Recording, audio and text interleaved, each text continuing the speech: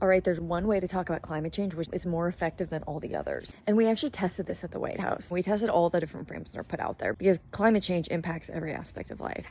And we found something really interesting. So most people think of climate change as a purely environmental issue. It is a lot of issues. So we test them all. The first is national security. This is things like climate-related natural disasters. What we actually found is that it's not a really effective way to talk about climate change because one, it scares people, which makes them sit back and feel hopeless and scared. We tested the economic frame. At a macro level, this is talking about the economy more broadly. Things like for every decade you don't fight climate change, it's going to cost the economy this much more. What we actually found is that it's not a super effective way to talk about climate change because it's very abstract.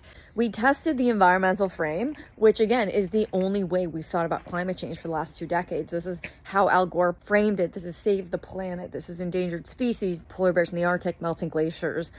What we found is that this is super not relevant to everyday people. If you're struggling to get by, which a lot of Americans are, it's hard for you to have the luxury of caring about things happening thousands and thousands of miles away. By far, unequivocally, the most effective way to talk about climate change was through the lens of public health.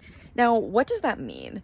Another word for climate change is just pollution. Pollution disproportionately impacts communities of color who are significantly likelier to have to live near things like fossil fuel power plants, polluting highway, toxic waste sites. They have some of the highest asthma rates in the country, increased hospitalization rates, heart disease, cancer, miscarriage, even impacts to male fertility, believe it or not. It also creates financial insecurity for families, missed school days, missed work days, premature death, meaning kids who should have their parents today literally don't because of pollution. This is relevant to everyday people because no matter where you are on the political spectrum, Democrat, Republican, conservative, progressive, nothing is more personal to you and relevant to you than your health and the health and well-being of the people you care about. So at the Obama administration, a lot of how we framed climate action and the climate policies was by talking about childhood asthma rate, frontline communities, people of color who are disproportionately impacted by not only the effects of climate change, like climate-related disasters, also most impacted by the sources of the climate crisis, pollution, like our transportation and electricity systems that are